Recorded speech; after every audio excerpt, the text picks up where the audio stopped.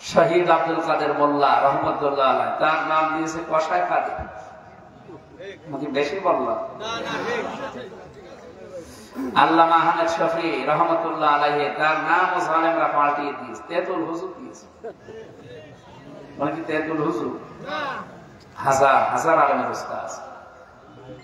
বাংলাদেশে যদি 10 জন আলেম থাকে তিনি আছেন। চলে গেছে, আল্লাহ জান্নাতুল ফেরদাউস নসিব করুন। আরেকজন ছিলেন আল্লামা জনায়েদ বাবুনগরী রহমতুল্লাহ আলাইহি, লক্ষ লক্ষ হাদিসের হাফেজ। কত মানুষকে আলেম বানিয়েছে, জ্ঞান দিয়েছে। তাকে রিমান্ডে আলেমরা যা করেছিল, পৃথিবীর ইতিহাস পাল্টিয়ে ফেলেছে। তার দাড়ি চেপে ধরে টান দিয়ে দাড়ি তুলে ফেলার উপক্রম হয়েছিল। উনি বর দোয়া দিয়েছিলেন। এই জন্য তার বর দোয়ার কারণে মেয়ের হাতে মারা গেছে ঐশীর বাবা। ঐশী আমাদের পাশের জেলে ছিল, এখনো পর্যন্ত আছে। এখন ঝাড়ু দিয়ে বেড়ায়। কি করলেন আপনি? এই যে নামগুলো পরিবর্তন করে দিয়ে জনগণের মন থেকে মুছতে পেরেছে। আল্লামা জনায়েদ বাবুনগরী, তার নাম শুনলে মানুষ এখন দোয়া করে। আর যে জালেম মেয়ের হাতে মারা গেল, জালেমের নাম শুনলে মানুষ দোয়া করে, আরো বড় দোয়া।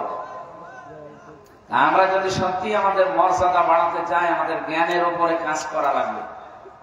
দুনিয়াতে জ্ঞানের উপরে কাজ করেছিল সবচাইতে বেশি নবীরা। কারা? বলেন বলেন।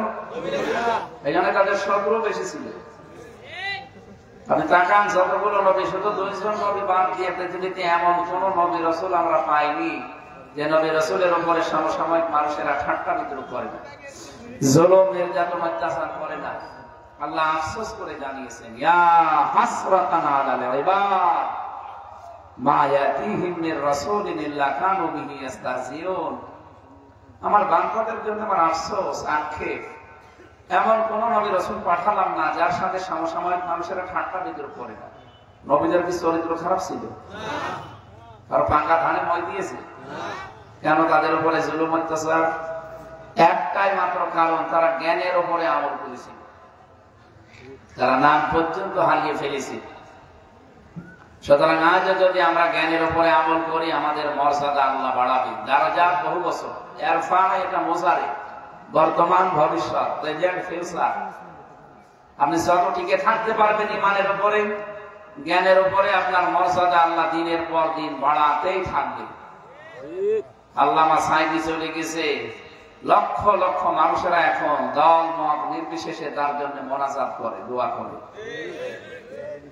মরে তো গেল মতিয়া চৌধুরী, অগ্নিকন্যা। আমি তো আজ পর্যন্ত ওর নামে কেউকে দোয়া করতে শুনিনি। কেউ যদি একটু আলোচনায় আনেও ওর নামে আরো বড় দোয়া করে, আল্লাহ ওরে আরো কিছু দাও।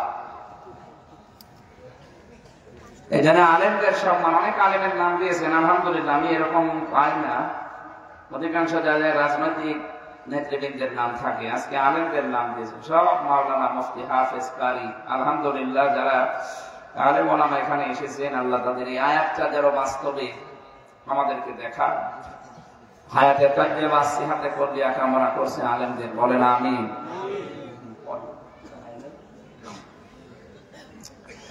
আজকের মাহফিলে আসলে এটা তো জোর করে নিয়েছে ইমরান ভাই। আমার তো মাহফিল ছিল সেই দোহায়, আর এশার পরে ছিল মাওলানা হাসান জামিল আর আমার 2 জনের ছিল, ওই যে মাদারীপুর শিবচর। কিন্তু আপনাদের এটা জোর করে নেওয়ার কারণে সিরিয়া পাল্টিয়ে গেছে। এখানে আমার মাগরিব থেকে এশা ছিল, মানুষের এই কয়জন, এরকম 10 ডবল মানুষের জায়গা। এরপরে ঢাকার ওইটা আসতে যে মানুষের শুধু সেলফি তুলতে আমার 1 ঘন্টা লেগেছে। এই কারণে আসলে আমার বের হতে দেরি হয়ে গেছে, না তো এখানে এসে আমি মাগরিব পড়তে পারতাম, তাহলে হয়তো এসা পর্যন্ত শেষ করে ওখানে যে এখন ধরা লাগবে। যাই হোক, আগে হয়ে গেছে, এখন সময় ফেরি পাচ্ছি, আলহামদুলিল্লাহ। এখন অন্তত পেছনের টান নেই যে এটাতে আবার ওটা যাওয়া লাগবে, অসুবিধা নেই। এখন আজকে অন্তত পুষিয়ে দেবো যতক্ষণ পারি। শরীর পারা লাগবে তো, জালেমরা তো শরীরটাই শেষ করে দিয়েছে। আলহামদুলিল্লাহ, যতটুকু আছি চেষ্টা চালাবো। আল্লাহ যেন হক কথাগুলো বলার সুযোগ আমাকে দান করে। আমার সাথে আমাদের কুষ্টিয়ার বড় ভাই এসেছেন, আবু হাসান লিটন, বিশিষ্ট ব্যবসায়ী। এরপরে যারা কথা বললেন এসেছিলেন সবাই, অনেক আলেমের নাম দেখছি তো, এই জন্য প্রায় 10টা পর্যন্ত আপনারা চালিয়েছেন আলহামদুলিল্লাহ। সামনে বসে আছেন যারা মুসলমান ভাই, পর্দার আড়ালে যেহেতু মহিলা মাদ্রাসা, অবশ্যই মা বোনেরা আছেন, সম্মানিতা মা এবং বোনেরা। প্রাণপ্রিয় ফরিদপুরবাসী, বাংলাদেশের অন্যান্য জেলা চাইতে ফরিদপুরের মানুষকে মানুষ ভালোবাসে 2টা কারণে আমি জানি। এটা আলেমদের শহর, 2 নাম্বার এটা শহীদদের শহর। আমার দৃষ্টিতে, আপনি কি মনে করেন আমি জানি না, শহীদ আব্দুল কাদের মোল্লা, শহীদ আলী আহসান মোহাম্মদ মুজাহিদ রহমতুল্লাহ আলাইহি 2 জন শহীদ হয়েছে, কোনো সন্দেহ নেই। কারণ তারা জালেমের সামনে মাথা নত করে না। ওনাদেরকে অফার দেওয়া হয়েছিল এই ফরিদপুরের এই দিকদিতি সন্তান যদি মেনে নিত, ওনাদের ফাঁসির দড়িতে যাওয়া লাগতো না। আব্দুল কাদের মোল্লা উনি বারবার বলছিলেন যে আমি কিন্তু ওই কসাই কাদের না, আমি সারা জীবন বাম রাজনীতি করলাম, আমি ছাত্র ইউনিয়ন করতাম ঢাকা বিশ্ববিদ্যালয়ে, আর আপনারা এই জামাত ইসলাম করার কারণে আজ আমার এই রাজাকার বলে ফাঁসি দিচ্ছেন, কিয়ামতে আপনাদের সাথে দেখা হবে। উনি সেখানে ছিলেন, আমি ওই ঘরে ছিলাম, যেহেতু উনি ফাঁসির কন্ডেম ছেড়ে ছিলেন, আর আমারও জালেমরা ফাঁসির কন্ডেম ছেড়ে রেখেছিল। মাওলানা মামুনুল হক, মাওলানা শাখাওয়াত হোসেন রাজি আর আমি 3 জন একেবারে এক জায়গায় 3টা বছর। মামুন সাহেব বহু উপকার করেছে আমার জীবনে, বিশেষ করে 3 বছর অনেক শ্রম দিয়েছে আমার পেছনে, খাবার দাবারে, অর্থনৈতিক ভাবে এবং বুদ্ধি পরামর্শ দিয়ে আমার পরিবারকে। উনিও মাসলুম মানুষ। আল্লাহ রাব্বুল আলামিন জালেমদের রোশানলে তাকে ফিরেছিল। কত বড় একটা জালেমা সংসদে দাঁড়িয়ে একজন আলেমের চরিত্র নিয়ে কথা বলে। আপনার চরিত্র ঠিক আছে? আমি আমার ফাঁসি চাই এই বইটা পড়লে আপনার মুখে মানুষ থুতু দেবে। কেউ যদি আমার ফাঁসি চাই এই বইটা পড়ে, তা তো আপনার নিজের লোক লিখেছে, বীর মুক্তিযোদ্ধা কি মতিয়ার রহমান রেন্টু। এই লোকটা যা লিখেছে, সত্যি যদি ওইভাবে আপনার জীবন চলে থাকে, তা আমি আর মানুষের তালিকায় নেই, পশু অপনীতি নামে। আমি কোরআন পড়েছি, আমি মেজর গালিব বলছি, এই বইগুলো আমার পড়ায় 6টা বই বেরিয়েছে, পড়াটা এতদিন তো বাজেয়াপ্ত ছিল, সব বেরিয়ে গেছে। পড়াটা আমি পড়ে দেখেছি, মানুষ এত নিচে নামে, আর আপনি একজন আলেমের নাম নিয়ে, তার স্ত্রী, বৈধ স্ত্রীর নাম নিয়ে সংসদে জাতির সামনে একটা মিথ্যা প্রপাগান্ডা চালাবেন। আল্লাহ আপনাকে দেখেন কি করেছেন, এখন একটা হিন্দুর কাছে থাকা লাগছে। স্বামী স্ত্রীর সম্পর্ক বলতেন এতদিন, এখন যান, যার কাছে গেছেন তার সাথে তো বিয়ে করাও যায়, কারণ দাদা তো ফুল হাতা, আর আমরা হাত হাতা না, ফুল হাতার সাথে হাত হাতা যায়। আর দাদার এখন যা বয়স, এই বয়সে যদি মুসলমান দেওয়া লাগে, কে মুসলমানে দেবে? পাকা বাম, বুড়ো ভাঙের কোন মুসলমানে কেউ দিতে পারবে? লজ্জা শরম ত্যাগ করে কেউ যদি কাটেও, তখন বন্ধ করে কাটা লাগবে।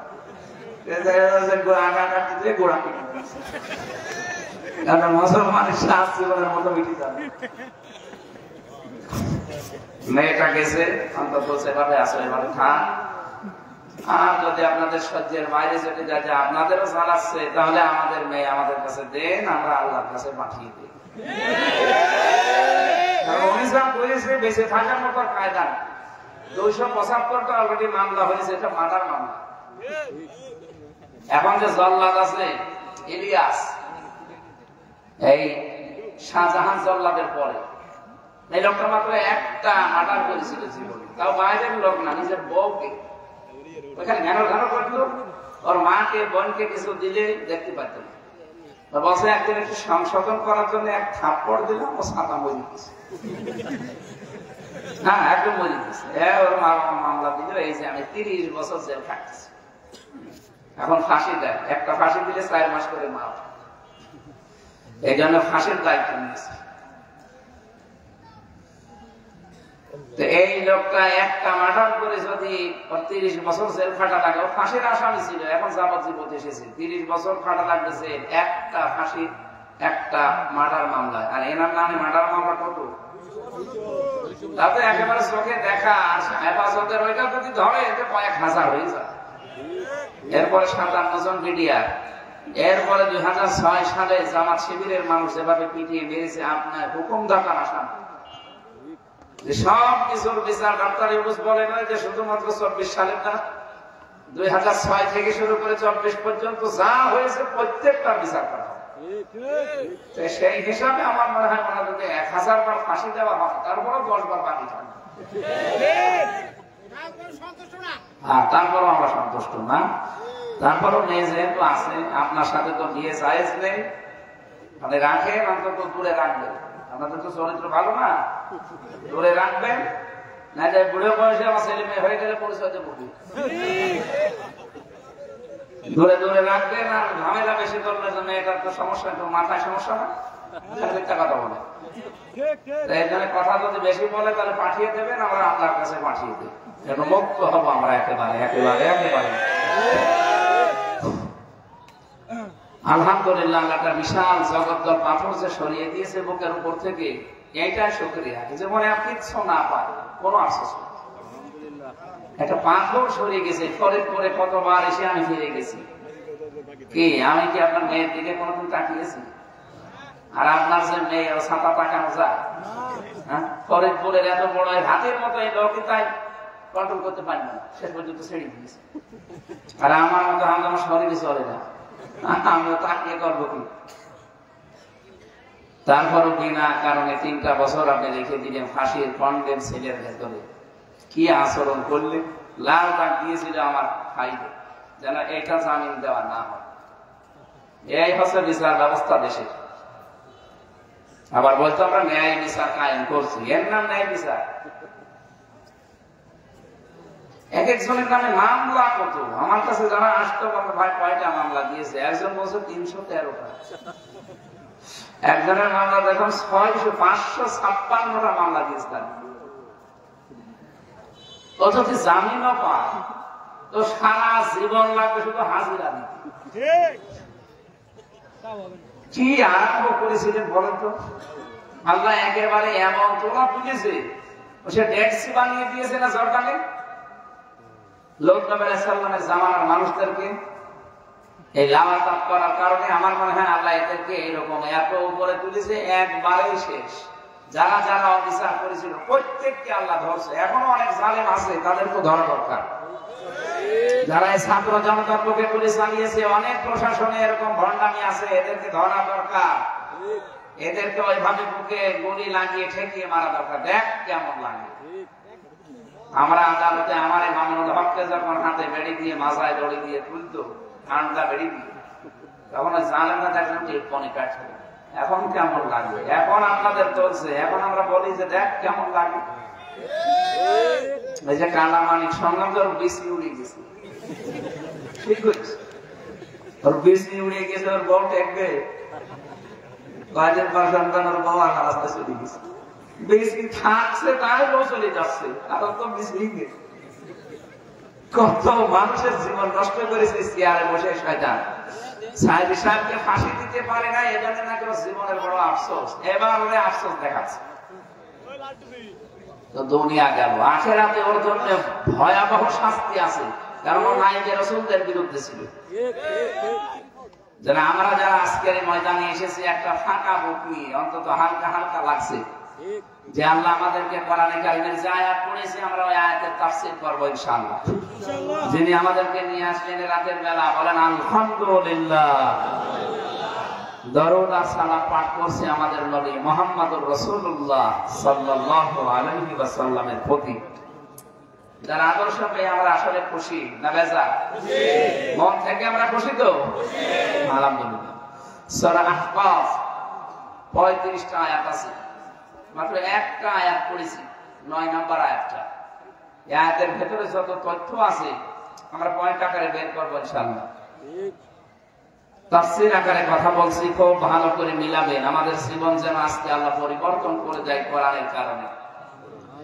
জবান খুলে পড়ে না, আউযু বিল্লাহি মিনাশ শাইতানির রাজীম, বিসমিল্লাহির রহমানির রহিম। قل ما كنت بدعا من الرسل وما أدري ما يفعل بي ولا بكم إن أتبع إلا ما يوحى إلي وما أنا إلا نذير مبين صدق الله العظيم সূরা আহকাফ কি বললাম 35টা আয়াত আছে একটা মাত্র আয়াত পড়েছি আপনাদের সামনে ঐতিহাসিক যে প্রেক্ষাপট আছে বিশ্বনবী মুহাম্মদ রাসূলুল্লাহ সাল্লাল্লাহু আলাইহি ওয়াসাল্লাম এই আয়াতটা নাযিল হওয়ার পর এর আগের আয়াতগুলো কোরআনে কারীম কেন্দ্রিক কোরআন নাযিল হওয়ার পরে কাফেররা নবীজির উপরে দোষ দিয়েছিল যে এটাও বানিয়ে বলে মুহাম্মদ এটা বানিয়েছে وقالوا أساطير الأولين كتبها فهي تملى عليه بكرة وأصيلا কাফেররা বলতো উনি এগুলো মানুষকে দিন লিখিয়ে নেয় সেগুলো আমাদের সকাল সন্ধ্যা পড়ে পড়ে শোনায় বলেন নাউযুবিল্লাহ রব্বুল আলামিন বলেন কুলিন ইফতারাইতুহু ফামালাইয়া কুলিন ইফতারাইতুহু ফালা তামলিকুনা লি মিনাল্লাহি শাইআ হুয়া আ'লামু বিমা তুফিদুনা ফীহি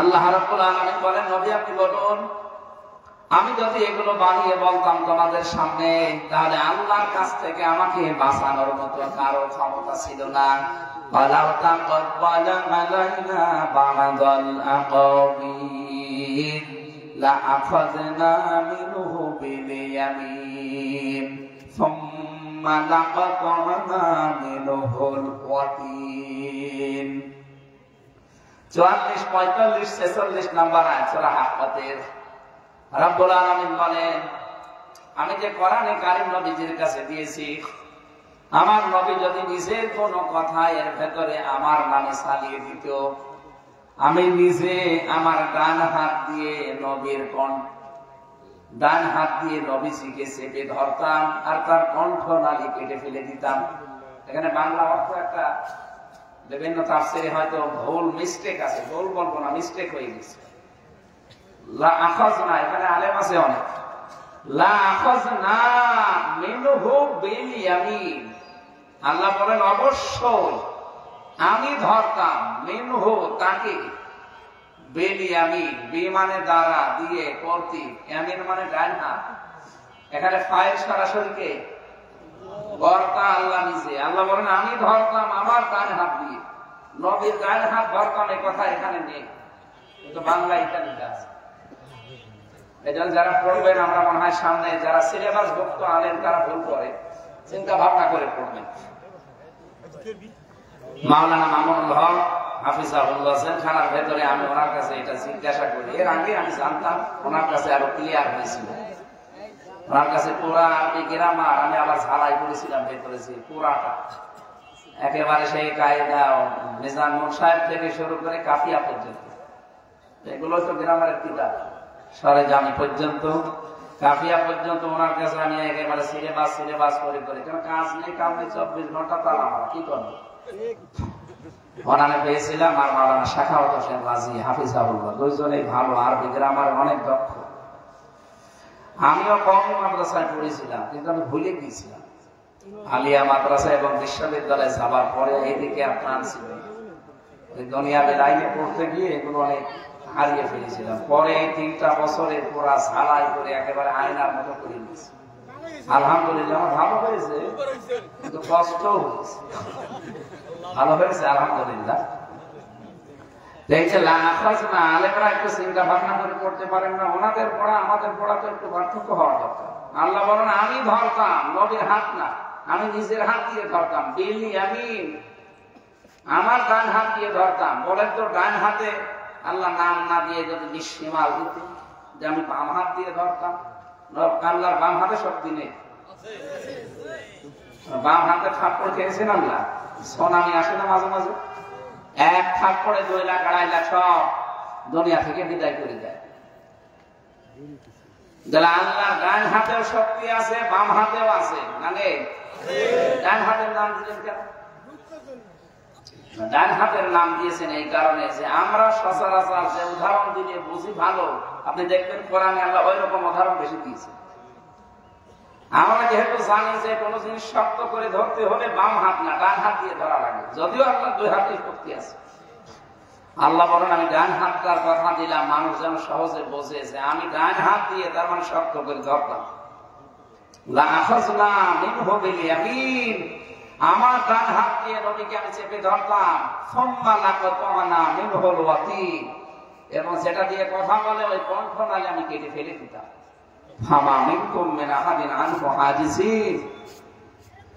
কেউ নেই আমার কাছ থেকে নবীকে বাঁচানোর কোন ক্ষমতা কারণে। এত বড় কঠিন কথা আল্লাহ কোরআনের ব্যাপারে দিলে, আর তোমরা বানিয়ে বানিয়ে আমার নামে এই কথাগুলো চালাচ্ছে, আমি তোমাদের বানিয়ে শোনাই, আমাকে কেউ লিখে দেয়। ও আ'লামু বিমা তুফিদুনা ফি, যেগুলো বলছো বানিয়ে এটা সবচেয়ে ভালো জানে আমার আল্লাহ। কাফা বিহি শাহিদান বাইনি ওয়া বাইনাকুম ওয়া হুয়াল গফুরুর রহিম, তোমাদের জন্য আমাদের মাঝে দুইজনের মাঝে সাক্ষী হিসাবে যথেষ্ট আমার আল্লাহ। আল্লাহর পরিচয় আল্লাহ দুইটা এখানে দিয়েছেন, আল্লাহ একদিকে গফুর আর একদিকে রহিম। এই কথাগুলো বলতে বলতে এই যে পরের আয়াত যেটা, এটা কোন আয়াতের তাফসীর করতে হলে আগের আয়াত পরের আয়াতের সাথে রিলেটেড কি আছে, সম্পর্ক কি আছে, এটা আস্তে করে পাঁচ দেওয়া লাগে। আমি একটু দিলাম, তাহলে এটা কোরআন কেন্দ্রিক। কোরআনে কারিম নাযিল হলে উনি যেহেতু প্রচার করতেন, কাফেররা এই কথা তুলেছিল যে আপনি বানিয়ে বলেন, কারোর কাছ থেকে লিখে দিয়েছেন। আল্লাহ রাব্বুল আলামিন বলেন নবী আপনি এখন বলুন ওদেরকে, কুল মা কুনতু বিদআম মিনার রাসূলি ওয়া মা আদরি মা ইয়াফআলু বি ওয়ালা বিকুম, আমি তোমাদের কাছে কোন নতুন রাসূল না, আমার পূর্বে বহু নবী রাসূল এই দুনিয়াতে এসেছিল। আল্লাহ রহি নিয়ে যারা এসেছে, কারণ নবী আর রাসূল হওয়ার জন্য 3টা গুণ থাকা লাগবে। কয়টা? 1 নম্বরে তার উন্নত চরিত্র হওয়া লাগবে, 2 নম্বরে তাকে আল্লাহ কম বেশি কিছু মুজিজা দেবে, 3 নম্বরে তার কাছে আল্লাহ ওহী পাঠাবে। পৃথিবীতে যত নবী রাসূল আল্লাহ পাঠিয়েছেন প্রত্যেকের কাছে এই 3টা জিনিস ছিল। কথা বলেন না কেন? আমাদের নবী মুহাম্মদুর রাসূলুল্লাহকে আল্লাহ কম বেশি মুজিজা দিয়েছেন। 3000 মুজিজার কথা আমরা জানি তার জীবনে। সর্বশ্রেষ্ঠ মুজিজার নাম হচ্ছে কোরআনে কারীম। শুধু এতটুকুই না, পৃথিবীর উন্নত চরিত্র আল্লাহ তাকে দিয়েছিলেন। এ দুনিয়ায় এমন কোন মানুষ নেই, এমন কোন দিক আর বিভাগ নেই যে দিক বিভাগে গেলে আপনি রাসূলের চরিত্র পাবেন না। কেউ যদি বলে আমি নানা, আমার নানা হিসাবে কেমন হওয়া লাগবে, নবীজি নিজে নানা হয়ে দেখিয়েছেন। বলেন কোন মানুষ যদি বলে স্বামী হিসাবে আমি কি করব, নবীজি নিজে দেখিয়েছেন যে স্বামী হিসাবে কেমন থাকা লাগে। কোন মানুষ যদি বলে একজন শ্রমিক হিসাবে কি করা লাগবে, নবীজি নিজে শ্রম দিয়েও দেখিয়েছেন। পৃথিবীর এমন কোন দিক বিভাগ নেই। কেউ যদি বলে রাষ্ট্রপতি, নবী 10 বছর দিকে রাষ্ট্রপতি ছিলেন। পৃথিবীর প্রতিটি কাজে তাকে আপনি পাবেন। অনুসরণ করার জন্য কোনো বাবা লাগবে না, কোনো স্বামী লাগবে না। অনেকে তো বাবা ছাড়া কিছু পাই না। এ বাবার একটাই দোষ ছিল, শুধু স্বপ্ন দোষ। যত স্বপ্ন দুনিয়ায় দেখেছি সব বাস্তবায়ন করা লাগবে। এই স্বপ্ন দোষগুলো বাস্তবায়ন করতে গিয়ে মেগা প্রজেক্টের নাম নিয়েছে, মেগা ডাকাতি করেছে। স্বপ্ন যদি লোকটা দেখে না যেত, আমার মনে হয় এত ঝামেলা হইতো না। খালি স্বপ্ন দেখেছে। এই জন্য ওনার জীবনের দোষ একটা, কি দোষ?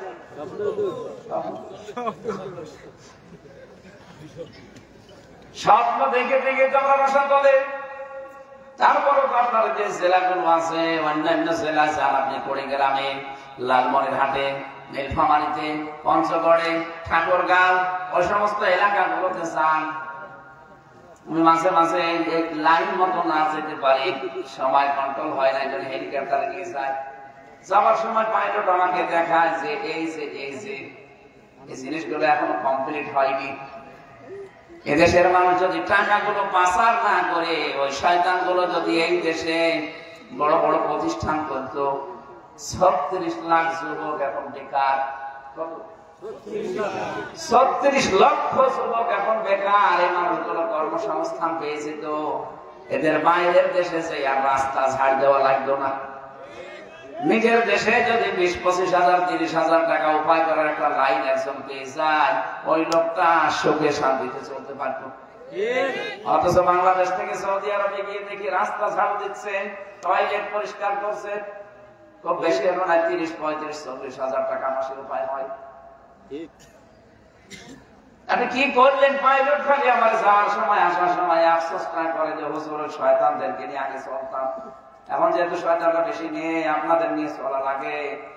আমাদের জীবনে আফসোসই এইটা, ওরা যদি মানুষের কর্মসংস্থান করে দিত, ওদেরকে কেউ নাম কেউ বলতো না। অথচ 42,000 কোটি টাকা প্রতি বছরে শয়তানরা পাচার করেছে। 42,000 কোটি। কয়েকদিন আগে আমি মালয়েশিয়া ছিলাম, ওখানে বানিয়েছে সাহেব পাড়া। নানা হয়তো বানিয়েছে বেগম পাড়া, ওটা সাহেব পাড়া, কিন্তু তালা লাগানো সব, কেউ থাকে না বাড়িতে। আমি স্বাধীনের পরে গিয়েছিলাম, যাওয়ার পরে দেখি শয়তান যে হোটেলে উঠে দেখি নিচে শয়তান চা খাচ্ছে। কি আপনি? হুজুর আমি আগে পালিয়েছি। কেন পালাবেন? ওই যে ঘর আছে সাহেব পাড়ায় থাকেন না, ওখানে যে মায়ের খাবো। এদেশে বাংলাদেশের মানুষ আছে, যদি দেখে যে ঘরে আমি আছি, আমার পিটিয়ে লাশ বানিয়ে ফেলবে। কি করলেন? টাকাগুলো নিয়ে সে এখন কাজ কারবারও লাগাতে পারেন না, ভোগও করতে পারেন না, নিজের মাতৃভূমিতেও থাকতে পারলেন না। কি হবে আপনার জীবন নিয়ে? কয়েকজনের সাথে আমি গোপনে কথা বলেছিলাম, ওরা আফসোস করে। গোয়েন্দা বিভাগের অনেকেই মালয়েশিয়া, সিঙ্গাপুর, থাইল্যান্ডে আছে। যে আমাকে হোটেলে ডাক দিয়েছিল, আমি কয়েকটা গোয়েন্দার সাথে কথা বলেছি, তারাও শান্তিতে নেই। এই জালেমাকে টিকিয়ে রাখতে গিয়ে তাদের জীবনও তারা আগুন লাগিয়েছে। এখানে বলছে টাকাগুলো যদি পাচার না করে এগুলো দিয়ে এই দেশের মানুষের কর্মসংস্থান তৈরি করতে, সারা জীবন আপনার বাপ অন্তত দোয়া পেত। দোয়া কবুল হয়তো কিনা জানি না, দোয়া পেত।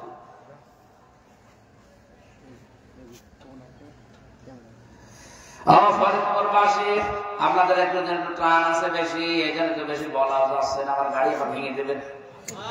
হ্যাঁ, একবার গাড়ি আমার ভেঙে দিয়েছে, আজকে গাড়ি ভেঙে দিয়েছে। কোন শয়তান যেন উপরে উঠতেছে, আমার ওই বাম্পার ভাঙা, এখন সাদা ছাড়া লাগবে।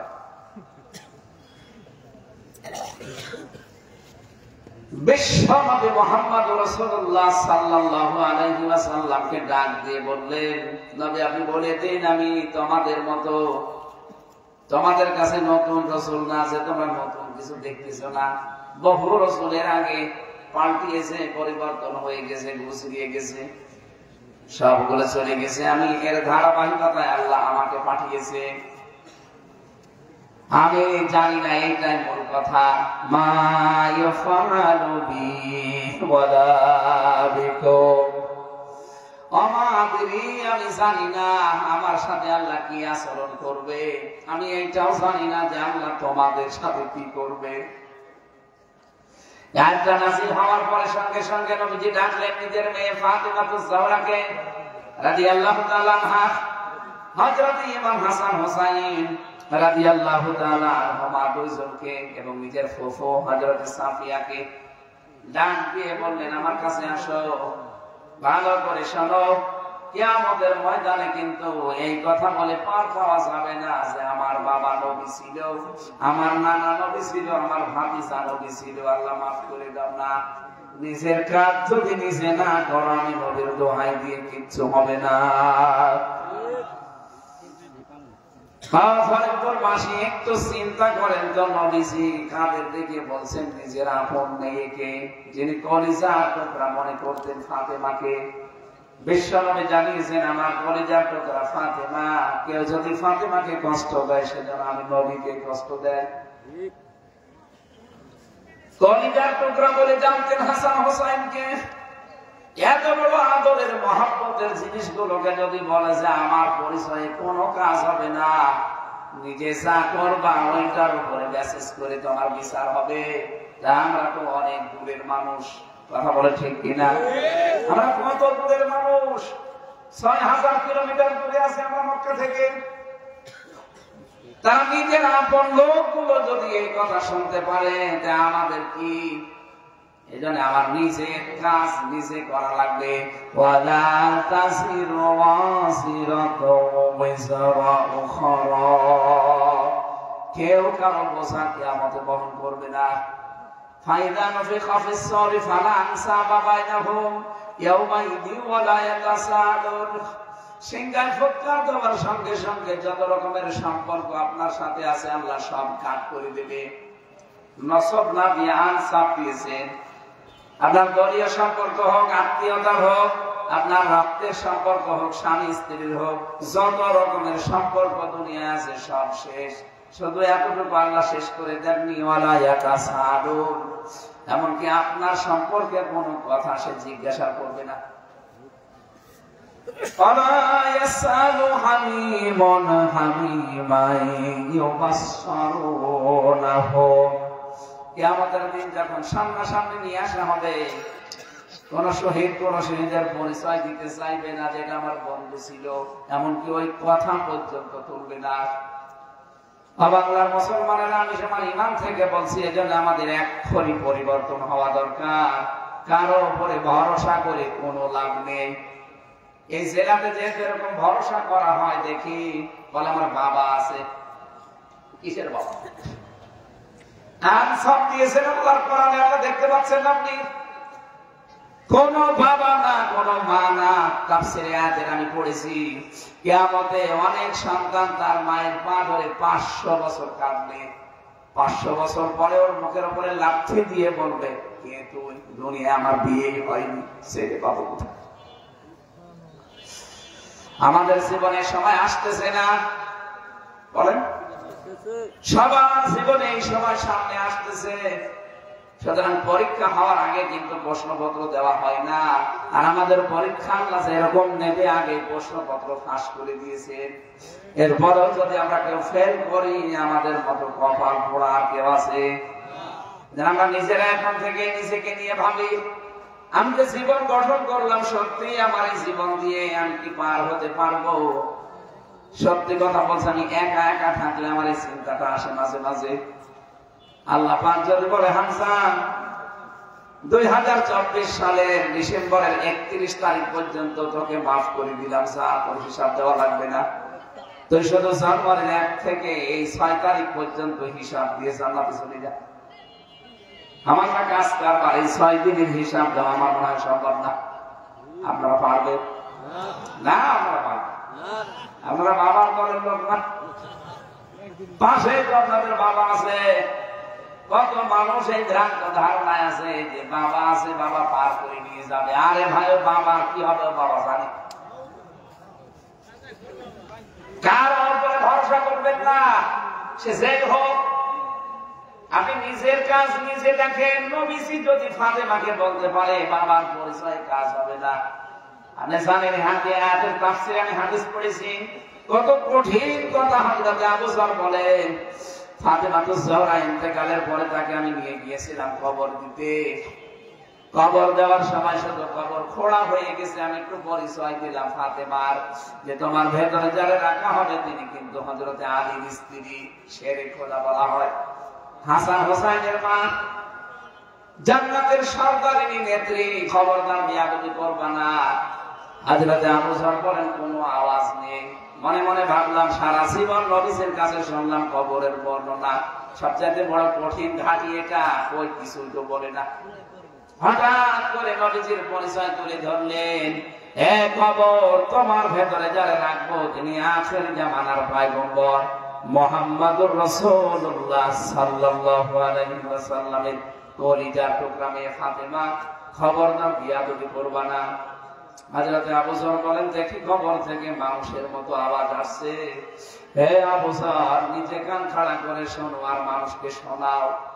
তুমি এতক্ষণ যাদের পরিচয় দিলে, হযরতে আলীর স্ত্রী, হাসান হুসাইনের মা, জান্নাতের নেত্রী, নবী মুহাম্মদ রাসূলুল্লাহ সাল্লাল্লাহু আলাইহি সাল্লামের কলিজার টুকরা, আমি কাউকে চিনি না, আমার কাছে পরিচয় হবে কাজ দিয়ে। কাজ যদি ভালো হয় আমি জান্নাতের টুকরা হয়ে যাব, আর কাজ যদি দেখি যে দুনিয়ায় কাজ কারবার ভালো নেই, আমার ভেতরে আসতে দেরি শুধু একটা চাপ দেব, এই পাঁচের হাড় ওই পাঁজরে চলে যাবে, একটা চিৎকার দিয়ে 70 গজ নিচে পাঠিয়ে দেব। হযরতে আবু যর বলেন, কথাটা শোনার পরে আমি একবার চিৎকার দিয়ে কবর থেকে উঠে পড়লাম, এই যে দৌড় দিয়েছি, জীবনে আর কোনোদিন সংসার করার সাহস পাইনি। কার কথা বললাম আপনি টের পাচ্ছেন? জান্নাতের মেয়েদের যিনি সরদারিনী নেত্রী হবে, তাকে যদি কবরে কথা বলতে পারে, নবীজি এই জন্যই বলেছিলেন, মা ফাতেমা, আমার উপরে ভরসা করে কোনো লাভ নেই, যে আমার বাবা নবী ছিল, আল্লাহ মনে হয় আমারে মাফ করে দেবেন না। নবীর মেয়ে ফাতেমারই সেখানে কোনো কুল কিনারা নেই, আমরা কোথাকারকে। আমি আবার বলছি, সব ভরসা বাদ দেন, নিজের কাজটা দেখেন আপনি পার হতে পারবেন কিনা। পরবর্তীতে নবীজি যখন বললেন, লিয়াগফিরা লাকাল্লাহু মা তাকদ্দামা মিন যামবিহি ওয়া মা তাআখার, আল্লাহ রাব্বুল আলামিন বলেন, হে নবী, আপনার আগে পেছনের সবকিছু আমি মাফ করে দিয়েছি। ফের সাহাবীরা বললেন, হে নবী, আপনারটা না জানলাম যে আপনি মাফ পেয়ে গেছেন, আমাদের অবস্থা কি? পরবর্তীতে পরের আয়াতটা আল্লাহ নাযিল করে জানিয়েছিলেন, এক সময় লিয়াদখিলাল মুমিনিনা ওয়াল মুমিনাতি জান্নাতিন তাজরি মিন তাহতিহাল আনহার ইলা আখির আয়াত। মুমিন নারী, মুমিন পুরুষ যারা, এই মানুষগুলোকে আমি আল্লাহ আমার জান্নাতে প্রবেশ করাবো। জান্নাতে তো মানুষকে আল্লাহ এমনি দেবে না, কাজ দেখে দেবে। কথা বলেন না কেন? পুরা কোরআন শরীফে আপনি যেখানেই জান্নাতের কথা দেখবেন, তার আগে আল্লাহ দুইটা শর্ত দিয়েছেন, যে ইন্নাল্লাযীনা আমানু ওয়া আমিলুস সালিহাত কানাত লাহুম জান্নাতুল ফিরদাউসি নুজুলা।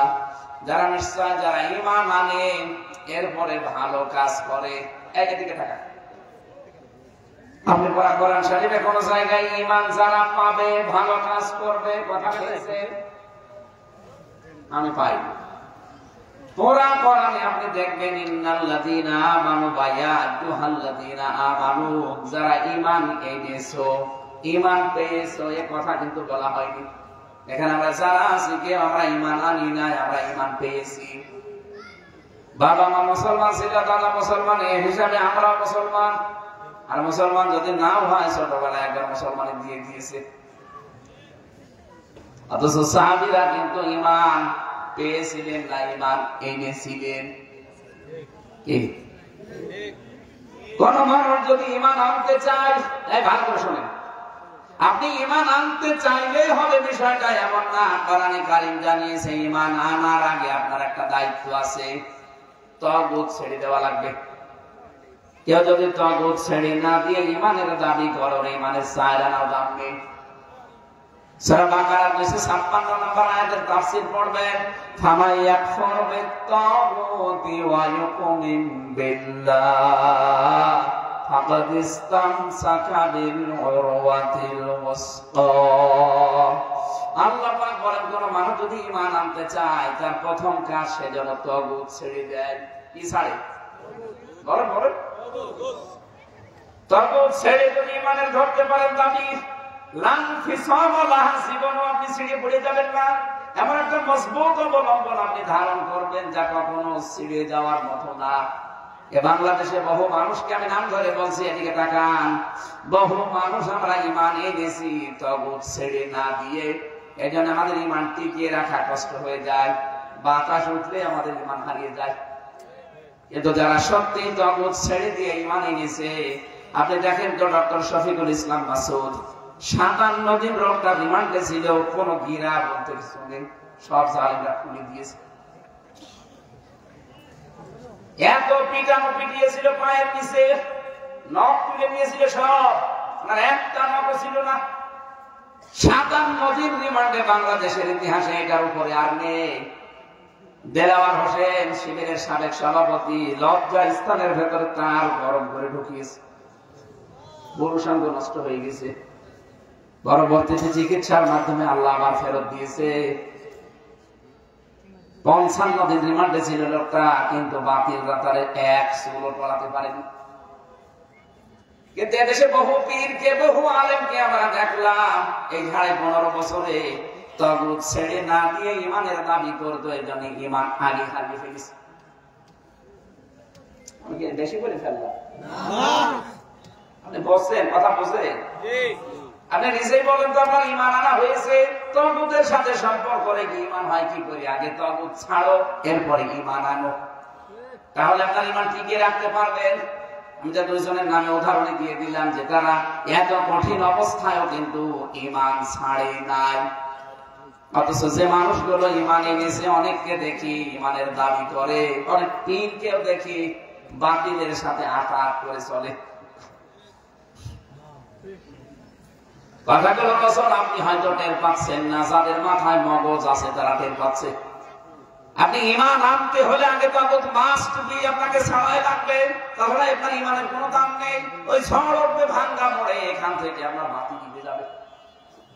কিন্তু ইমান যদি তাগুত ছেড়ে দিয়ে আনতে পারেন, ইমান জীবনও আপনার এটা কোনোদিন ছিড়বে না, কখনো ছিঁড়ে যাবে না। এখন তাগুত কি, এটা আমরা অনেকে চিনি না। তাগুতের প্রথম অর্থ, তাগুত মানে শয়তান। তাগুত মানে কি? আমার বলা শয়তান পাবো কোথায়? শয়তান কি বাংলাদেশে আছে? শয়তান কি? শয়তানের কাজ কয়টা? 4টা কাজ করে শয়তান বেশি। কয়টা বলেন বলেন? এই 4টা কাজ যদি কারো ভেতরে থাকে, বুঝবেন আপনি নিজেই শয়তান হয়ে গেছেন, ও শয়তান আর খোঁজ করা লাগবে না। 1 নম্বরে তাগুতের অর্থ হচ্ছে শয়তান। আর শয়তানের কাজ কয়টা? শয়তানের প্রথম কাজ, সে অহংকারী। এদেশে তো অহংকার ছিল না। আমি রিমান্ডে 10 দিন টের পেয়েছিলাম যে শয়তানদের অহংকার কি, কিছুই মনে করতো না, আল্লাহর বন্ধু, আল্লাহর বন্ধু। আমি তো নামাজের জন্য সময় চেয়েছি, আমার 4 ওয়াক্ত নামাজ তো পড়তে দেয়নি, আমার টাঙিয়ে রেখেছিল 11 ঘন্টা। মাথায় দড়ি দিয়ে ডান্ডা বেড়ি লাগিয়ে পেছনে হ্যান্ডকাপ বেঁধে আমার হাত কেটে গিয়েছিল।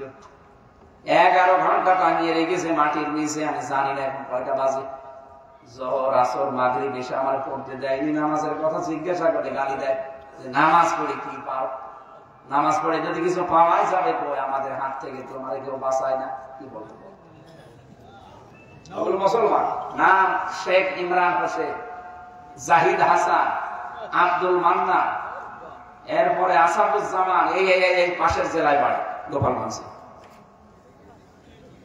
আতিকুর রহমান ভুইয়া, মিজানুর রহমান, এটা মাদারীপুর না? মাদারীপুরে বাড়ি। এগুলো সব ছিল আমার দায়িত্ব। আমার অত্যাচার করার জন্য ওদেরকে দায়িত্ব দিয়েছিল প্রশাসন থেকে।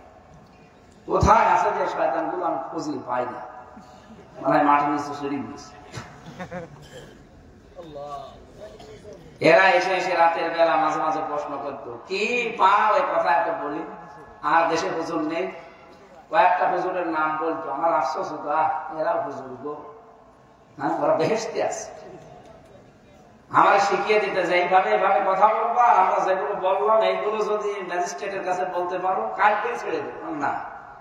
এইটা বলা সম্ভব না, সব বানানো কথা। সব জামাত ইসলামের বিরুদ্ধে, আকিজ গ্রুপের বিরুদ্ধে, দেশের বিরুদ্ধে না, এ কথা একটাও বলা যাবে না। শেষে আমার এইটা 11 ঘন্টা পরে বলছে, যদি কালকে না বলে তাহলে আপনার বউ তুলে নিয়ে যাবে। আমি কি করবো বলে তো, তখন অসহায় না। এমনি আমি জানি না যে আমি বেঁচে আছি কিনা, এমন অবস্থায় রেখে দিয়েছি। এরপর ম্যাডামের জানতাম যে তখন বাচ্চাটার বয়স 7 মাস, কত অসুস্থ। ওই অবস্থায় যদি শয়তানরা তুলে নিয়ে আসে, আর নিয়ে আসবে, ও তো চরিত্র নেই, তুলে নিয়ে আসবে। এই কঠিন অবস্থায় বললাম, যা ভাল লাগে আপনারা করেন, আমরা নিয়ে চলে যা বলতে বলবো সব বলবো যা। এই কারণেই তো এই যে 164 এত কড়াকড়ি হয়েছে, আমার ছাড়ে নাই এই কারণে। যদিও ওরা ছাড়তো না, আমি 164 না দিলেও ওরা ছাড়তো না। তাই কঠিন পরিস্থিতি তৈরি করে কি পেলেন আপনি বলেন? কিছু পেয়েছেন? যা উপায় করেছিলেন, আকিস গ্রুপের কাছ থেকে 32 লাখ টাকা নিয়েছেন। আমার মামার কাছ থেকে প্রায় এই 3 বছরে খাপে খাপে প্রায় 30 লাখ টাকা নিয়েছে। কি করলেন টাকা? এখন আইসে মামলার সেদিন কল দিয়ে বছর হুজুর মাফ করে দিল। কিসের মাফ? আগে টাকা ফেরত দিন। কিসের মাফ? আগে টাকা ফেরত দেবেন, পরে আপনার মাফ হবে। তাদের অহংকার আমি দেখেছি কাছ থেকে। আল্লাহর যদি ভুল ধরতে পারে, কি অহংকারী বলেন তো? এই জন্য আমাদের প্রথম অর্থ বললাম শয়তান। শয়তানের প্রথম কাজ হচ্ছে সে অহংকার। বলেন বলেন। 2 নম্বরে শয়তানের কাজ সে হচ্ছে অপচয়কারী। ইন্নাল মুবাদ্দিরিনা কানু ইখওয়ানাশ শায়াতিন, যারা অপচয় করে তারা শয়তানের ভাই হয়ে যায়। 3 নম্বরে শয়তানের কাজ হচ্ছে পৃথিবীতে শয়তান যৌনতা ছড়াতে ভালোবাসে। নিজের গোপন অঙ্গগুলোকে মানুষকে দেখিয়ে শান্তি পায়। এখান থেকে বাঁচাতে হলে আমাদের মেয়েদেরকে, মাদেরকে, বোনদেরকে দিনের শিক্ষার বিকল্প কিচ্ছু নেই। এদের এই বয়সে দেখেছি বিশ্ববিদ্যালয়ে মেয়েরা সিগারেট খাচ্ছে, লাল পানি খায়। বাঁচাবেন কি করে মেয়েদেরকে? এরকম মহিলা মাদ্রাসায় 3টা বছর 5 বছর আগে একটু পড়িয়ে নেন, এরপরে সেখানে দেবেন, জীবনে ওরে কেউ খারাপ করতে পারবে না। আমি গ্যারান্টি দিলাম, এরকম মহিলা মাদ্রাসা যেখানে কোরআনের শিক্ষা দেওয়া হয়, হাদিস পড়ানো হয়, 3 বছর মাত্র, নয় 5 বছর একটু পড়ান, এরপরে আপনি মেয়েকে ডাক্তার বানাবেন, বানান, কোনো অসুবিধা নেই। আপনার মেয়ে যদি ডাক্তার ফাতেমা সিদ্দিকা রাজশাহী এরকম ডাক্তার হয়, ও মেয়ের দ্বারা আপনি সাদগায়ে জারিয়া সওয়াব পাবেন। এটা মেয়ে না, ওইরকম মেয়ে বানাবেন। আপনার মেয়ে যদি হয়, নাম নিলাম না, সারা জীবন গায়ে খাবেন।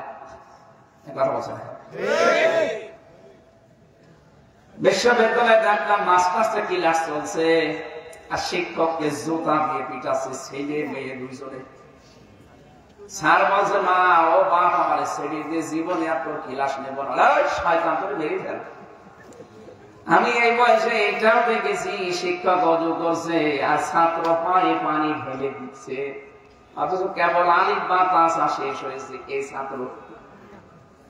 ওটা মাস্টার্স করার পরে জানোয়ার হয়ে গেছে অলরেডি, আর এটা কেবল কায়দা এখনো শেষ হয়নি, এ মানুষ হয়ে দৌড়ে উঠছে। মেয়েদের ভেতরে পর্দার যে বিধান, এটা হয়তো অনেকে জানে না, যাতে কত বড় গুরুত্বপূর্ণ। একজন মেয়ে লোক যদি বেপর্দা হয়ে যায়, কমপক্ষে 4 জন পুরুষ মানুষ জাহান্নামের সাথে নিয়ে যাবে। প্রথমে নেবে তার বাবাকে, এরপরে তার বড় ভাইকে, এরপরে তার স্বামীকে, এরপরে তার বড় ছেলেকে। বলেন তো, এই দেশে যদি দিনের শিক্ষা, মহিলা মাদ্রাসা গুলো না থাকে, মক্তব গুলো না থাকে, কি হবে আপনি ভেবে দেখেছেন? এক একজন মহিলা যদি জাহান্নামে যায়, 4 জন পুরুষ মানুষ সাথে নেয়, তা আমরা কোন জায়গায় যাবো? এখানে এটা টিকিয়ে রাখবেন। হয়তো সরকার থেকে এখনো সেরকম কিছু আসে না, এটা টিকিয়ে রাখার দায়িত্ব ইমানদার মুসলমানদের, যেন মেয়েরা সামনে অন্তত ফাতেমাতুজ জোহরার মতো, খাদিজাতুল কুবরার মতো হয়। সম্মানিত মা বোনরা, আপনারা যে এসেছেন, বিভিন্ন জায়গায় বসে আছেন, স্বামী যখন বাইরে থেকে আসবে, তার জন্য যে ঘরটা নয়েজ মুক্ত রাখবেন, আওয়াজ মুক্ত রাখবেন, একটা শান্ত নির্মল পরিবেশ তাকে দেবেন। খাদিজাতুল কুবরা এই একটা কাজ করার কারণে আল্লাহ তাকে জান্নাত থেকে ঘর বানিয়ে সুসংবাদ পাঠিয়েছে। অথচ খাদিজা জীবনে 1 ওয়াক্ত নামাজ পড়েনি, একটা রোজাও রাখেননি, একটা হজও করেননি, একটা যাকাতও দেন। কাজ করেছেন শুধু এটা, তিনি স্বামীর পেছনে শ্রম দিয়েছেন, স্বামীর জন্য সব প্রচার করে দিয়েছিলেন। যতক্ষণ বাইরে থেকে না আসে, দেওয়ালের সাথে অথবা দরজার সাথে হেলান দিয়ে তিনি ঘুমিয়ে পড়তেন, স্বামীর যেন কষ্ট না হয়। এজন্য আপনাদেরকে আহ্বান জানাচ্ছি, উনি যখনই বাড়ি আসতেন, নবীজি একটা শান্ত নির্মল ঘর পেতেন, কোনো আওয়াজ নেই। আল্লাহ খুশি হয়ে খাদিজার জন্য একটা আওয়াজ মুক্ত ঘর জান্নাতে আলাদা বানিয়ে তাকে সুসংবাদ দিয়েছে। যারা স্বামীর জন্য এরকম কাজ করতে পারবেন, ঘরটা শান্ত শিষ্ট করে রাখতে পারবেন, আর এগুলো তৈরি করতে হলে তার ভেতরে দ্বীনের জ্ঞান লাগবে। কথা বলে না কেন? আপনার মেয়ে বিসিএস ক্যাডার হতে পারে, বিশ্ববিদ্যালয়ের শিক্ষিকা হতে পারে, ওর ভেতরে দ্বীনের জ্ঞান না থাকলে তার সাথে স্বামী সংসার করে জীবনও শান্তি পাবে না। বহু মানুষকে দেখছি এই ছোট্ট জীবনে। আমি তো বড় না, সবচেয়ে বড় গ্রুপে আছি, আকিস গ্রুপ, নাম শোনেননি? বাংলাদেশে 3 জন ধনী থাকলে তার ভিতরে একজন, যাদের এক একজনের 4টা করে বউ, 2টা করে বউ, 3টা করে বউ। ধনী মানুষ তো তাদের টাকা পয়সা আছে, বিয়ে তাদের আরো করার দরকার ছিল যদি জায়েজ থাকতো। জায়েজ নিয়ে অন্তত 4টা পর্যন্ত আছে।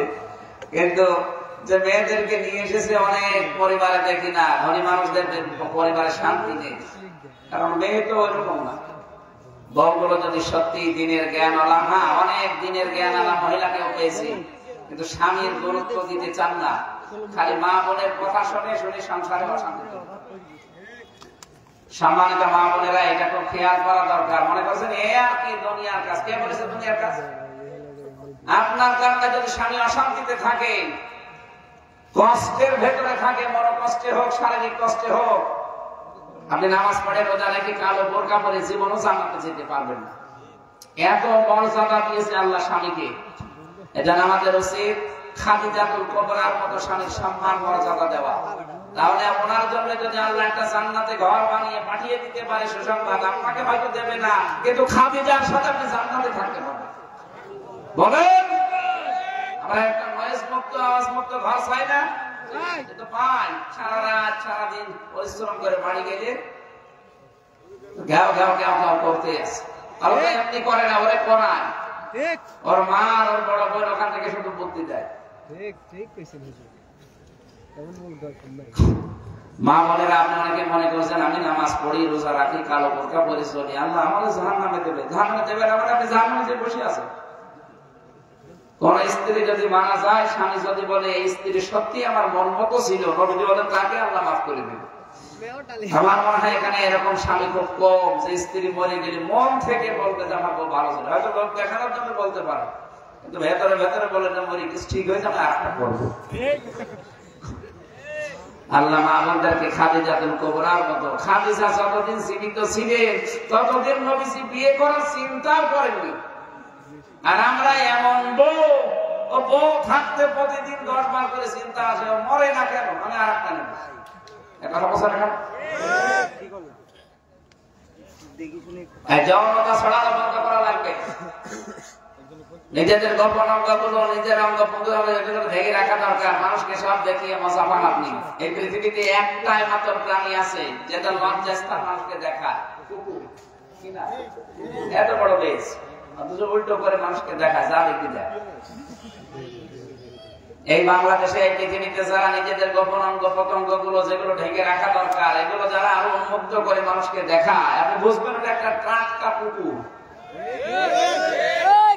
এখন যদি আজকের মাহফিলের যিনি এখানে বসে আছে, ইনি বাড়ি গেল, সালাম দিত, ওনার বউ যদি বলে কুকুরের বাচ্চা, ওনার রায় হবে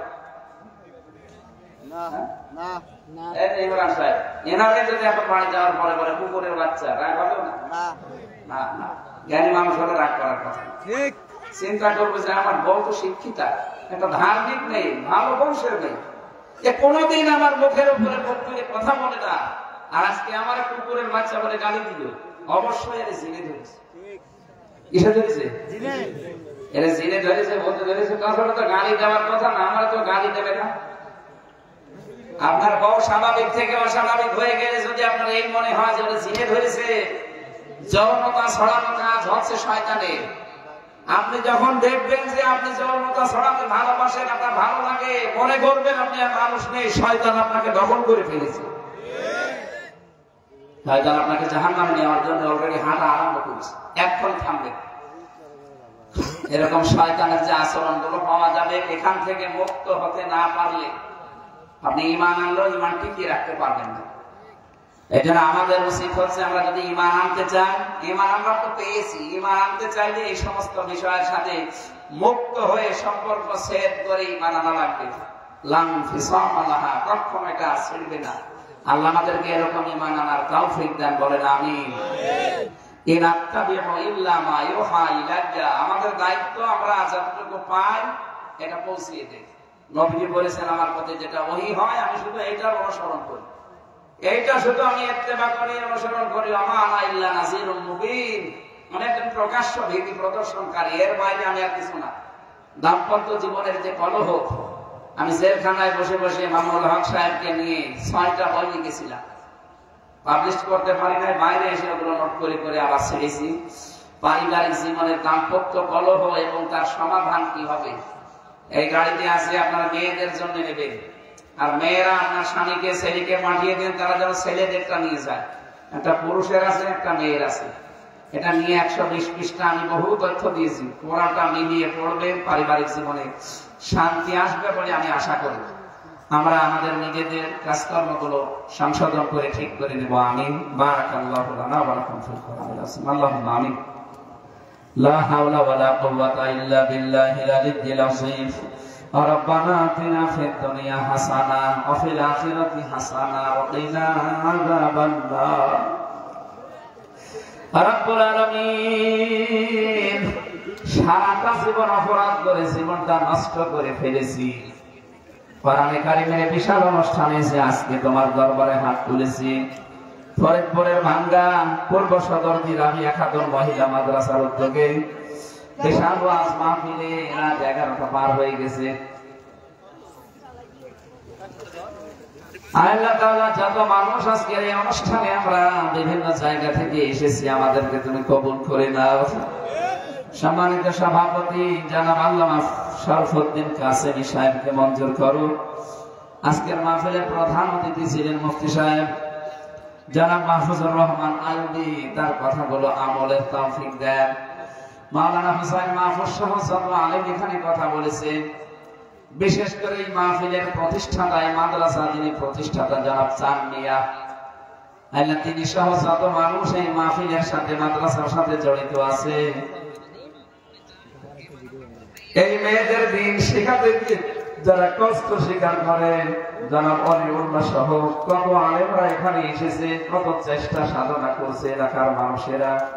তোমার হাবিব জানিয়েছে দিন শিক্ষার জন্য যে টাকাগুলো ব্যয় হবে ওই টাকার হিসাব দেওয়া লাগবে না।